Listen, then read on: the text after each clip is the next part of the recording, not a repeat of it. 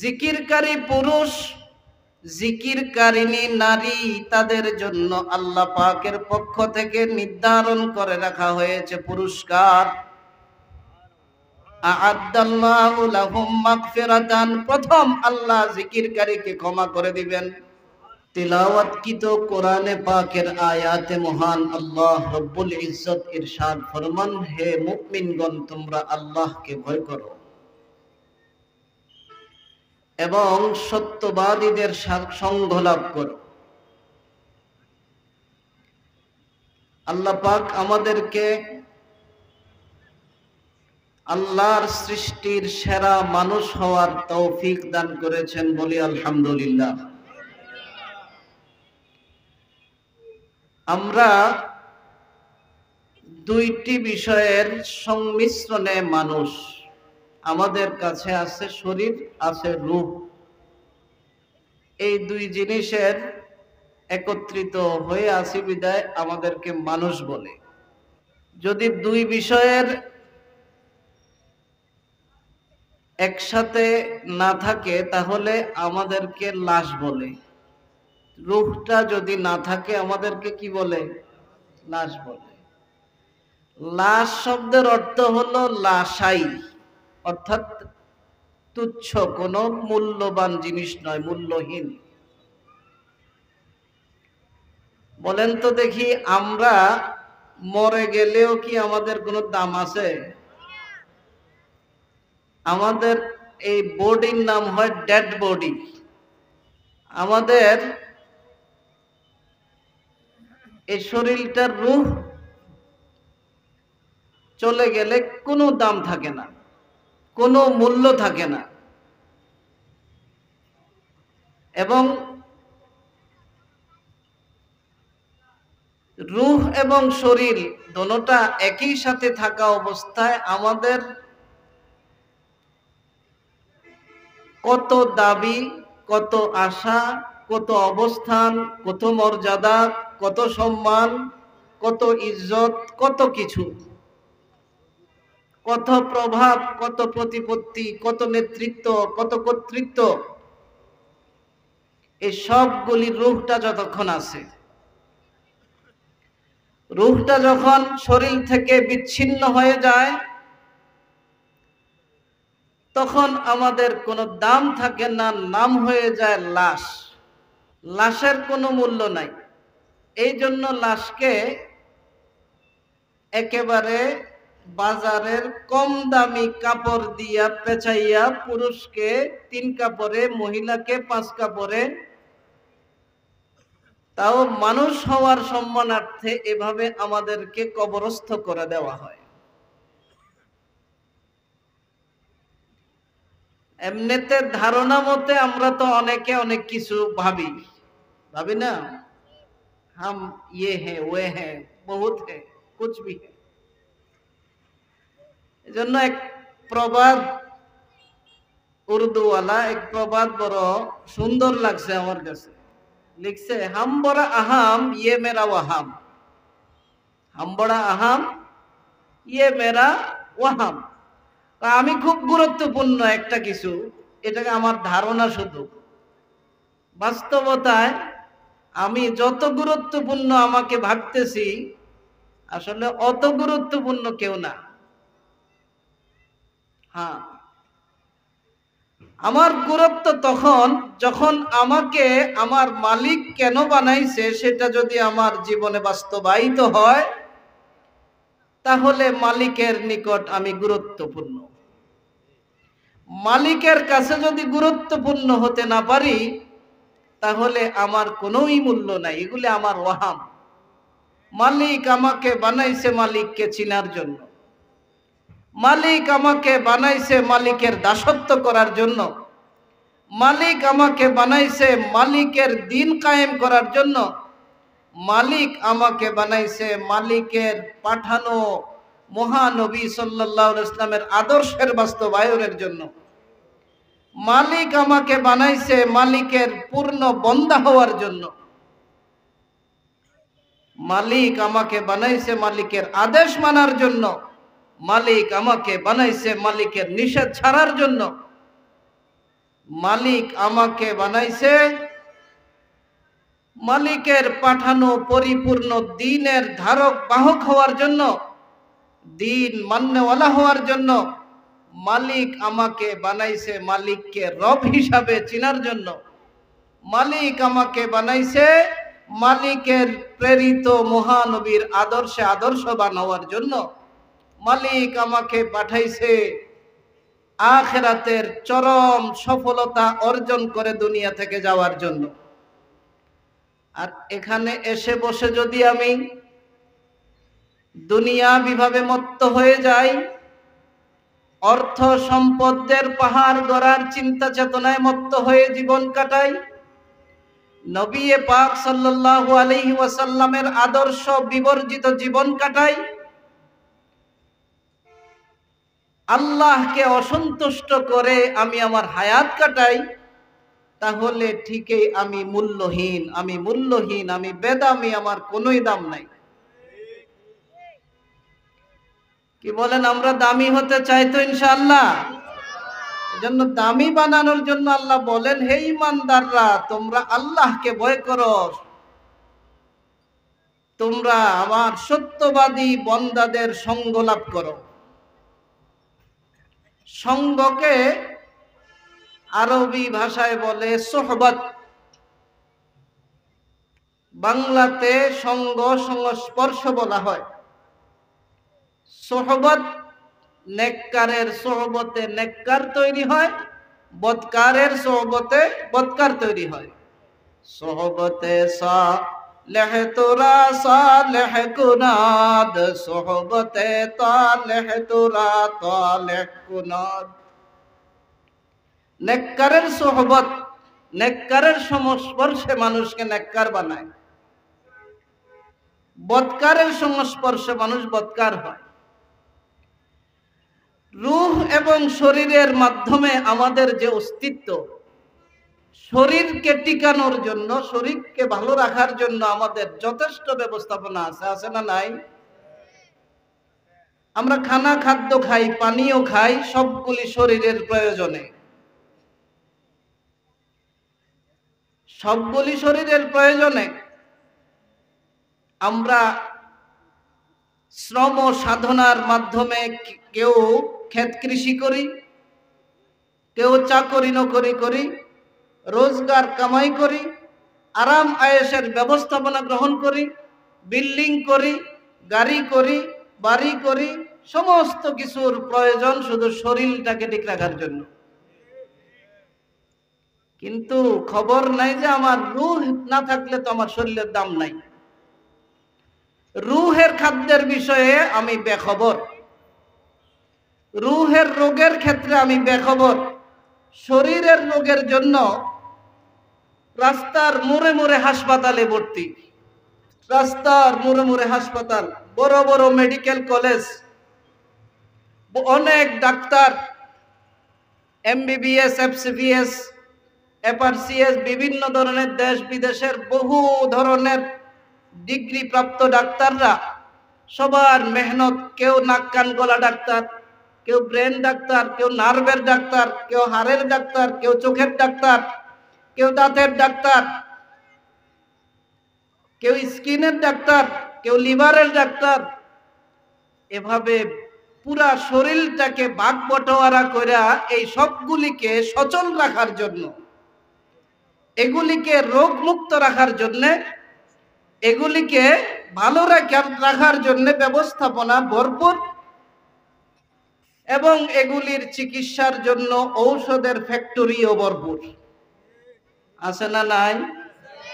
কিন্তু রূহটা আমাদের, এর জন্য খাদ্যের প্রয়োজন, এর রোগ আছে, এর চিকিৎসার প্রয়োজন, এর জন্য চিকিৎসকের প্রয়োজন। এর চিকিৎসকে বা কারা, এর খাদ্যই বা কি, এর জন্য ব্যবস্থাপনায় বা কি হবে? এর জন্য আমাদের দেশের মধ্যে কোনো হাসপাতাল, কোনো গবেষক, গবেষণাগার, কোনো কোথাও কিছুই নাই। আছে কি বলেন? আছে?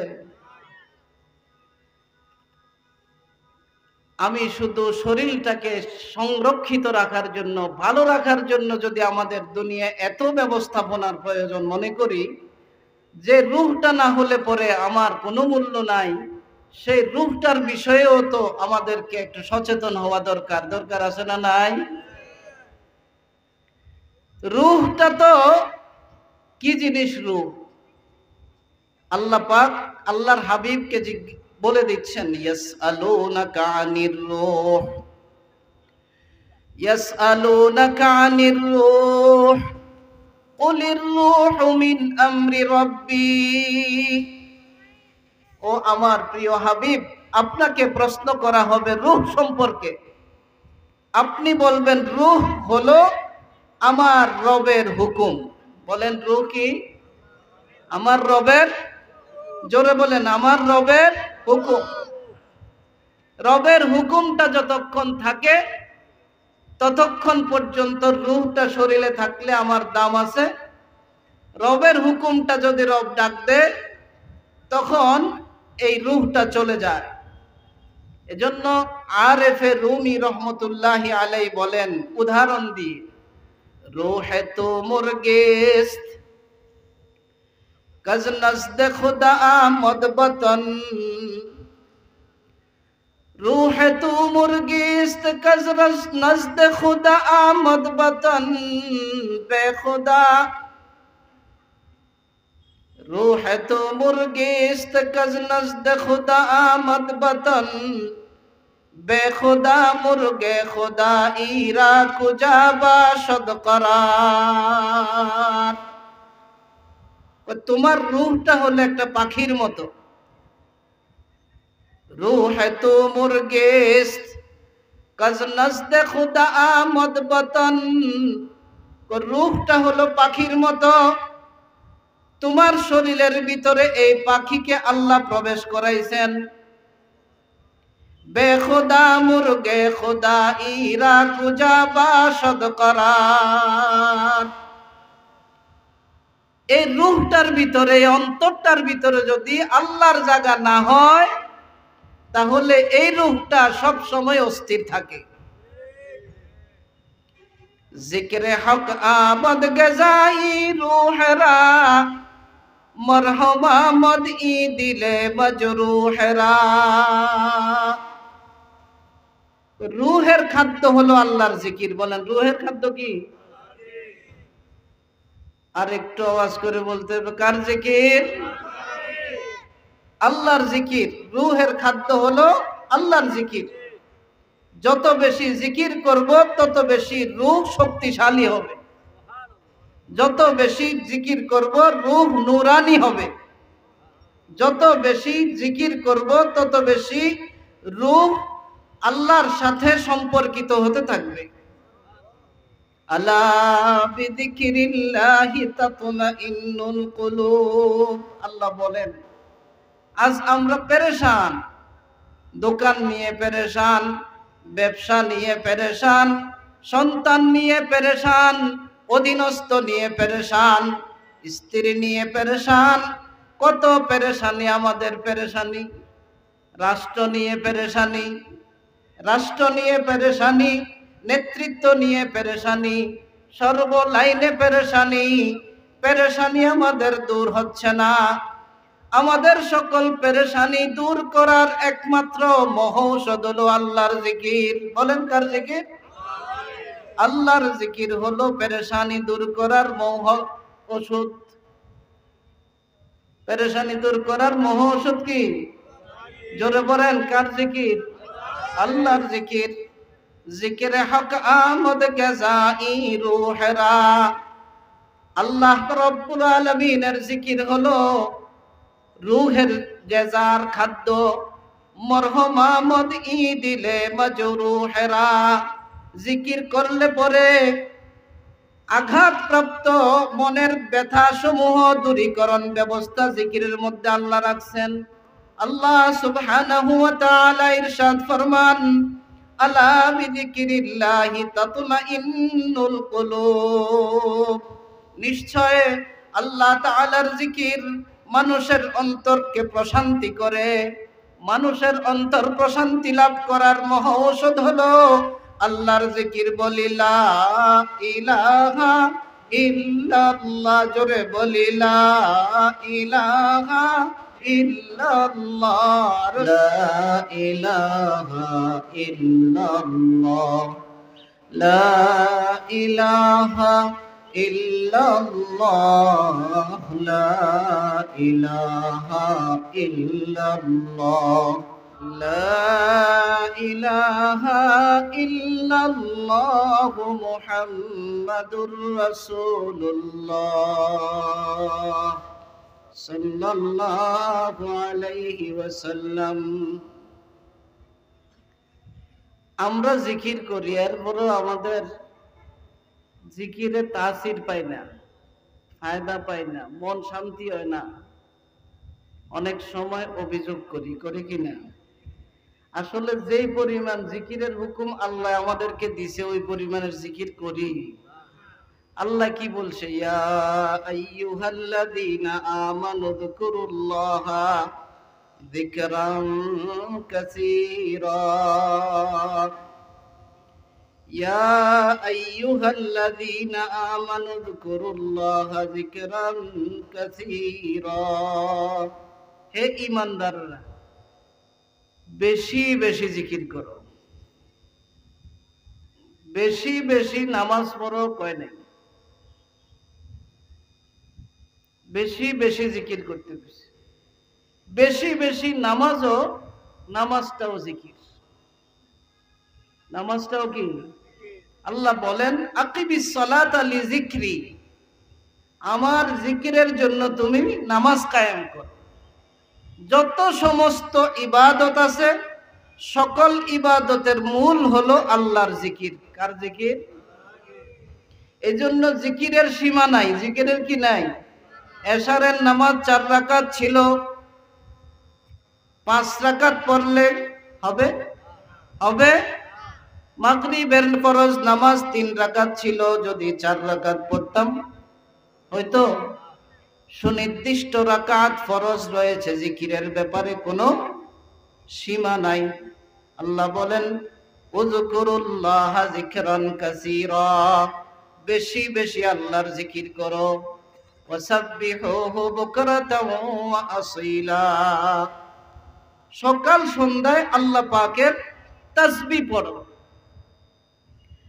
সুতরাং অন্তর যদি শান্তি করতে চাই, রূহকে যদি শক্তিশালী করতে চাই, আমাদের আমল হবে কি? আল্লাহর জিকির। বলেন কি? রূহকে যদি জিকির ওয়ালা জিন্দেগির দিকে নিতে চাই, আমাদের আমল হবে আল্লাহ ওয়ালাদের সোহবত।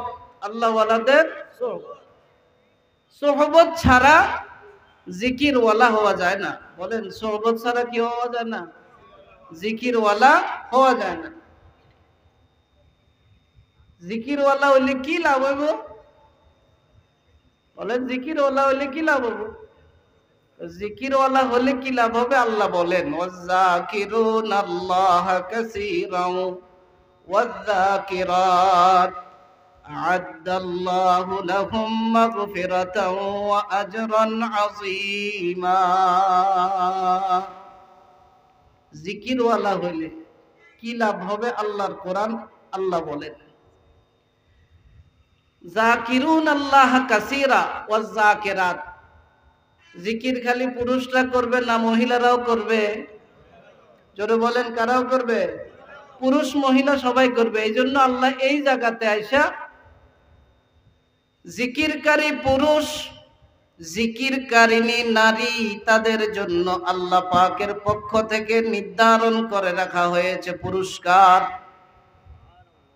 আ'আদ্দাল্লাহু লাহুম মাগফিরাতান, প্রথম আল্লাহ জিকিরকারীকে ক্ষমা করে দিবেন। আর একটু আস্তে কই। বন্দার জন্য আল্লাহর কাছে সবচেয়ে বড় পাওয়া হলো ক্ষমা পাওয়া। জোরে বলেন কি পাওয়া? বন্দার জন্য আল্লাহর কাছ থেকে সবচেয়ে বেশি বড় পাওয়া হলো ক্ষমা পাওয়া। বলেন কি পাওয়া?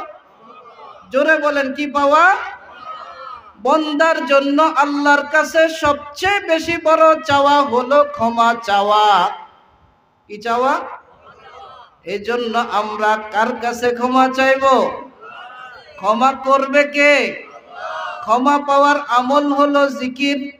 আল্লাহ বলেন তুমি নারী হও আর পুরুষ হও, জিকির যদি বেশি করো আমি আল্লাহ তোমাকে মাফ করে দিব। আ'আদ্দাল্লাহু লাহুম মাগফিরাতাও ওয়া আজরান আযীমা। এবং মহা পুরস্কার আল্লাহ দিবে, মহা পুরস্কার আল্লাহ দিবে। এটার কোনো সীমারেখা আল্লাহ বলে নাই। আল্লাহ যেমন মহান, পুরস্কারও কি হবে? আমার পকেট যদি যারা দেওয়া হয়, হয়তো বা আপনারা কিছু হাতিয়ে দিয়েছেন যেগুলো আছে অল্প স্বল্প, কয়টা আর বাইরে লাখ টাকা কি বাইরে? খাজানার ভিতরে তো নাই, বাইরে থেকে। মহান আল্লাহর খাজানা সীমাহীন, সীমা আছে।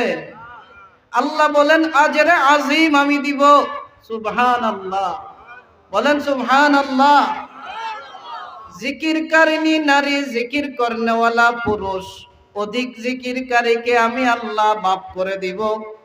আমি আল্লাহ তাকে মহা পুরস্কারে পুরস্কৃত করব। এই জন্য জিকির, বেশি বেশি জিকির কিভাবে হবে? জিকিরের আমরা ভাগ করে বহু ভাগে ভাগ করছি। জিকিরে লিসানি, জিকিরে কলবি, কলবের জিকির আছে, মুখের জিকির আছে। জিকিরে আমলি, আমলের জিকির আছে। বলেন জায়গায় জায়গায় যত আল্লাহর আদেশ আছে পালন করা, নিষেধ আছে বর্জন করা, এগুলি আমলি জিকির। কি জিকির? স্থানে স্থানে সুবহানাল্লাহ, আলহামদুলিল্লাহ, আল্লাহু আকবার, যত মাসনুন দোয়া সমূহ আছে এগুলি হলো লিসানি জিকির।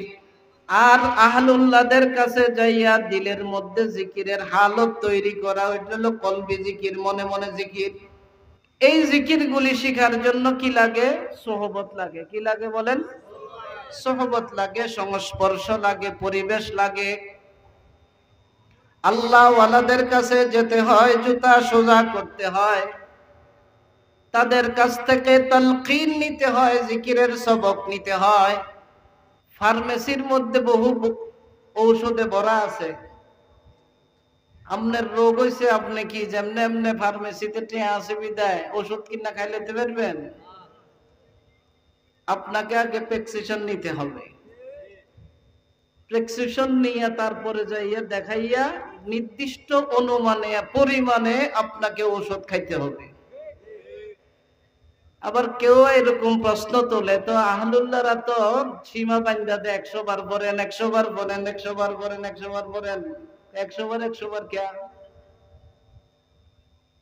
বেশি পড়বেন না? আল্লাহ কইছে আল্লাহ ওয়ালারা আবার সীমা বান্ধা দেখা। বেশি পড়ার জন্য আল্লাহ পাক যে বলছে, এটাকে ঠিক রাখার জন্য আহলুল্লাহরা সীমা বান্ধা দেয়। কারণ একসাথে যদি আপনার কাছে 10 মণ মাথার মধ্যে বোঝা উঠাই দেওয়া পারবেন? এজন্য ওস্তাদে সাগরিদের বুঝে বুঝে আস্তে আস্তে আস্তে আস্তে দিয়ে দিয়ে উপরে উঠায়। আচ্ছা, টিউবওয়েল থেকে আপনি পানি বের করবেন, বোরিং করতে যাইয়া 80 ফিটে লেয়ার পান, 120 ফিটে লেয়ার পান, 150 ফিটে লেয়ার পান, 200 ফিটে লেয়ার পান, 1000 ফিটে যায় লেয়ার পান। কারণ আমরা যেখানে লেয়ার যেই জায়গাতে আছে এই জায়গা পর্যন্ত তো গাঁথনি করতে হইব, বোরিং করতে হইব না? তা না হলে কি এরকম বোরিং করতে থাকলে কি পানি বাইরব? এই আল্লাহ ওয়ালারা বোরিং করা জানে কার দিলের মধ্যে কি সমস্যা আছে, কার মধ্যে কি অবস্থা আছে, এটা বুঝে বুঝে তাকে বলবে তুমি 1000 পড়ো, 1,00,000 বার পড়ো, 12,000 পড়ো, 14,000 পড়ো, 24,000 পড়ো। আল্লাহ ওয়ালারাই বুঝবে এই বান্দার মনের অবস্থা কি, তার রূহের অবস্থা কি, তার জন্য চিকিৎসা কি লাগবে। এই জন্যই আল্লাহ ওয়ালার কাছে যাইয়া যাইয়া 6 তাসবির সবক লইতে হয়, 5 সবক লইতে হয়, জিক্রে কলবির সবক লইতে হয়, মুরাকাবায়ে মাইয়তে ইলাহির সবক নিতে হয়। এভাবে সবক নিয়ে নিয়ে আস্তে আস্তে ধীরে ধীরে নিজের আত্মার উন্নতি করতে হয়। নিজে নিজে ডাক্তারি করলে সে ডাক্তারি নিজের ক্ষতির কারণ হইয়া যায়। আল্লাহ ওয়ালাদের চেহারার দিকে তাকাইলেও আমার আপনার দিলের হালত পাল্টে পাল্টে কিনা। as-suhbatu mutaassiratun, সংস্পর্শ এটা প্রভাব সৃষ্টি করে। সংস্পর্শ কি সৃষ্টি করে? প্রভাব সৃষ্টি করে। লোহার সাথে যদি চুম্বক লাগা থাকে, কিছুদিন পরে ওই লোহার মধ্যে চুম্বকের আকর্ষণ এসে যায়, আসেনি? ঠিক তদ্রুপ ভাবে আল্লাহ ওয়ালার সংস্পর্শ গেলে ধীরে ধীরে তার রং পাল্টিতে থাকে। আস্তে আস্তে ধীরে ধীরে আল্লাহর প্রতি ভালোবাসার মহব্বত জাগ্রত হতে থাকে। এক ব্যক্তি গেছে গোসলখানায়, যাইয়া মাটি কতগুলো হাতে নিয়ে ঘ্রাণ লাগতেছে, হাতে নিছে নিয়ে সঙ্গে দেখে যে একবারে মিশকের ঘ্রাণ আইতেছে। জিজ্ঞেস করে, ও মাটি, তোমার মধ্যে এই ঘ্রাণ কে? তোমার মধ্যে এই ঘ্রাণটা কোত্থেকে? আমার মধ্যে এই ঘ্রাণ আসছে, আমি কিছুদিন এই ঘ্রাণওয়ালার সোহবতে ছিলাম, এই জন্য আমার মধ্যে ওই ঘ্রাণটা স্থানান্তরিত হয়েছে। শেখ সাদি রহমতুল্লাহি আলাই বড় সুন্দর ভাবে বলছে। শেখ সাদি রহমতুল্লাহি আলাই ওলি কুলের এক শিরোমণি ব্যক্তিত্ব ছিলেন। উনি এই কথাটুকুকে অত্যন্ত সুন্দরভাবে তিনার কাব্যে ফুটাই তুলছে। তাহলে সোহবত বা সংস্পর্শটা কি করে? প্রভাব সৃষ্টি করে। বালার লগে হাঁটলে পরে খায় বাড়ার পান, বুড়ার লগে হাঁটলে পরে কাটা যায় দুই কান। কথা ঠিক না বেঠে? দিল যখন তৈরি হয়ে যায় তখন তার সে থাকে ফরসে, তার কলবের সম্পর্ক থাকে আরশে। সুবহানাল্লাহ কইতেন না? থাকবে কোথায়? ফরসে। অন্তরের সম্পর্ক থাকবে কোথায়? আরশ।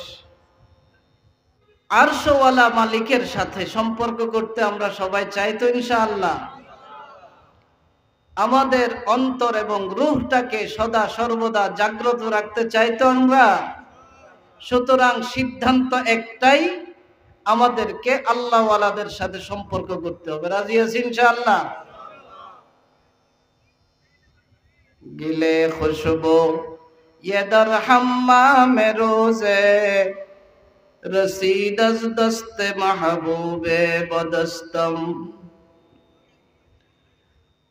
बदू गुफ्तम के मिश्के या अबीरे के अज़ बोये दिलावीज़े तुमस्तम बगुफ्तामन गिले ना चीज़े बूदम वलेकिन मुद्दते बागुल नशुस्तम जमाले हम नशी दरमन असर कर्द वगरना हम हुमा खाकम के हस्तम।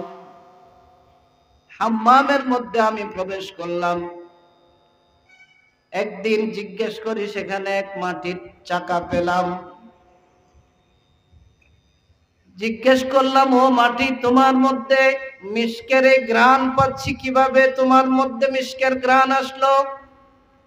বদু গুফতম কে মিশকে ইয়া আবিরে, আমি ওই মাটিকে, চাকাকে বললাম, তুমি মিশক না আম্বর?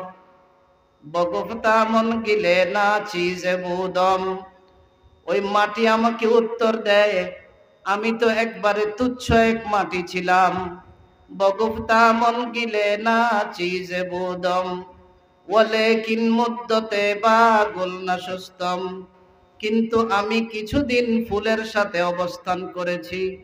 জামালে হাম নশীদার মন আসর কর ওয়াগরনা হাম হুমা খাকম কে হাস্তম, আমি যার সাথে সময় কাটাইছি তার যে সৌন্দর্যতা আছে সে সৌন্দর্যটা আমার উপর প্রভাব বিস্তার করেছে। ওই ফুলের সুঘ্রাণ আমি মাটির মধ্যে স্থানান্তরিত হয়েছে। নিজে নিজে বড় হওয়া যায় না, নিজে নিজে জাকের হওয়া যায় না, নিজে নিজে মুত্তাকি হওয়া যায় না, নিজে নিজে খালিস আমলওয়ালা হওয়া যায় না। আমলওয়ালা হওয়ার জন্য আমলওয়ালার সাথে সম্পর্ক কায়েম করতে হয়।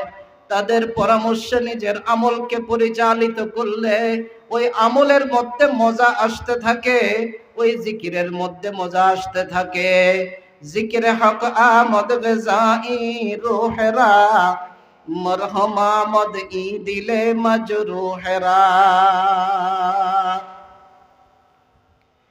তখন অন্তরের মধ্যে জিকিরের মজা এসে যায় যখন আল্লাহ ওয়ালাদের কাছে নিজেকে পেশ করা হয়।